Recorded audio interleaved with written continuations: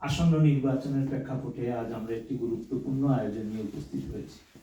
কানাডার শীর্ষস্থানীয় বাংলা মিডিয়ার সম্মিলিত উদ্যোগে আজকের এই বিশেষ ডিবেট অনুষ্ঠিত হচ্ছে, যা সরাসরি সম্প্রচারিত হচ্ছে ফেসবুক সহ বিভিন্ন কমিউনিটি টেলিভিশনে। আজ আমাদের সঙ্গে উপস্থিত হয়েছেন সভাপতি পদে প্রতিদ্বন্দ্বিতা করা 3 জন প্রার্থী, যথাক্রমে মাহবুব চৌধুরী রনি, এবাদ চৌধুরী এবং ইন্তেখাব চৌধুরী তুহিন। আসসালামু আলাইকুম সবাইকে এবং আদাব।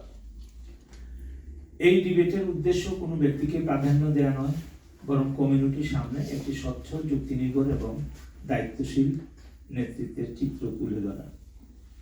আমার সাথে প্যানেল সদস্যের মধ্যে আছেন শহীদুল ইসলাম মিন্টু, শওকত আলী সাগর, খন্দকার আহাদ খন্দকার, নীল উৎপল, মনীষ রফিক, দিন মোহাম্মদ, সঞ্জয় চাকি, সৈয়দ মাহবুব, বুরহানুল হক সম্রাট। তারা প্রত্যেকেই নিজ নিজ ক্ষেত্রে এবং যার যার মিডিয়াতে তার সুনামধন্য, কমিউনিটি সকলে তাদেরকে চেনেন। আমি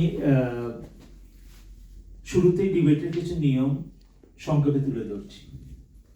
প্রত্যেক প্রার্থী সমান সময় পাবেন, কেউ কারো বক্তব্যের মাঝে বাধা দেবেন না,